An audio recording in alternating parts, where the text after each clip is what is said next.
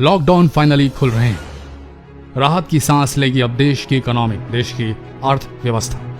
हम सब की जिंदगी पटरी पर धीमे ही सही पर रफ्तार पकड़ने लगेगी। माना कि कोरोना ने बहुत तबाही मचाई पूरे विश्व में, भारत भी अछूता नहीं। अब भी कहीं फैली ये बीमारी तो बहुत नुकसान होगा देश का।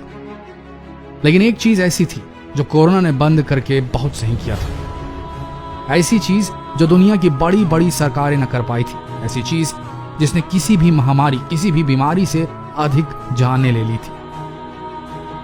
वो है शराब और तंबाकू। ये वो वक्त था कि लॉकडाउन खुलने के बाद भी अगर इन दो चीजों के ऊपर बंदी बनी रहती तो शायद कोरोना के चक्कर में हुआ यह लॉकडाउन और सार्थक हो जाता। हम ये सवाल आपसे पूछते हैं, क्या ये शर्म की बात नहीं कि शराब की दुकानें, तंबाकू की दुकानें सिर्फ इसलिए खोली जा रही हैं क्योंकि इससे राज्यों को रेवेन्यू तगड़ा मिलता है, मोटा राजस्व कमाती हैं ये राज्य सरकारें।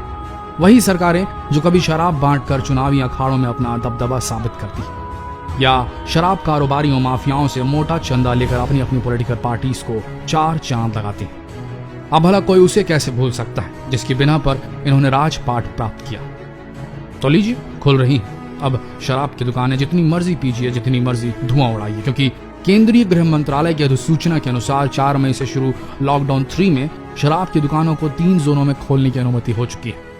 यानी रेड, ऑरेंज और ग्रीन जोन में दुकानें खुलेंगी, लेकिन कुछ शर्तों के साथ। देश भर में कंटेनमेंट जोन में शराब स्टोर खोलने की अनुमति नहीं होगी। यह आदेश केवल स्टैंड अलोन दुकानों पर लागू है, यानी मॉल या शॉपिंग कॉम्प्लेक्स के अंदर शराब और पान की दुकानों को खोलने की कोई अनुमति नहीं होगी। एक बड़ी इंटरेस्टिंग बात शेयर कर रहे हैं आप सबके साथ। पता नहीं इस वीडियो को देखने वालों में कितने लोग इस एडिक्शन से ग्रसित हैं या छोड़ने की चाह भी रखते हैं, लेकिन छोड़ नहीं पाते। ये मौका मिला था लॉकडाउन के चलते, लेकिन अब ये मौका भी एडिक्शन छोड़ने का हाथ से निकलता नजर आ रहा होगा। आपकी मुलाकात एक बड़े ही इंटरेस्टिंग तथ्य से कराते हैं। क्या आप जानते हैं कि एक ड्रग रिहैबिलिटेशन सेंटर में जहां नशा मुक्ति प्रोग्राम चलाए जाते हैं, उनका बेंचमार्क क्या होता है? अगर नशेड़ी 45 दिनों तक नशा छोड़ दे, जी हाँ, 45 से 60 दिनों तक अगर वो नशा छोड़ दे तो वो हमेशा के लिए नशा छोड़ सकता है। जी हाँ, यही स्टैंडर्ड फॉलो कराए जाते हैं नशा मुक्ति केंद्र में।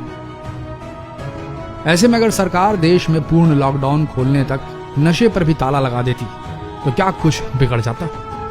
ठीक है, राजस्व का नुकसान होता, 2 रोटी कम खा लेती जनता खुशी खुशी, पर इस लाइलाज बीमारी नशे की लत से तो देश बच सकता था। किसी से छुपा नहीं कितने घर बर्बाद हुए नशे के चलते, कितने नौजवान रास्ता भटक जाते हैं इस लत के चलते। ये जानते हुए भी क्या राज्य सरकारों को नहीं लगा कि इस लत से राजस्व कमाना अपराध होगा? अगर देश की जनता को नशे की गोद में बिठाकर एक सरकार देश का भला करने की सोचे तो सोचो फिर ऐसे देश का क्या होगा। भारत के पास 45 से 60 दिन का वो गोल्डन पीरियड देश को नशे की लत से पवित्र कर देने का। दुख होता है ये जानकर कि भारत जैसे देश को, जहां कल्चर, परंपरा की रीत चली आ रही है, जहां विदेशी लोग शांति की खोज में आते हैं, वो शराब और तंबाकू के राजस्व पर इतना निर्भर हो चुका है।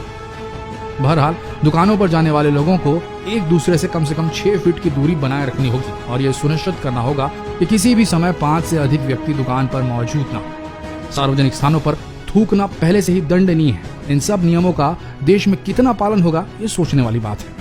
ये भी सोचने वाली बात है कि जो पुलिस वाले अपनी सच्ची ड्यूटी निभाते लोगों को अपनी गली मोहल्लों में रोकने में लगे थे ताकि लॉकडाउन का पालन हो सके, क्या अब ये पुलिस वाले पूरी तरह से इन शराब दुकानों के आसपास इन शराबियों को नियमों का पालन करवाते दिखाई देंगे?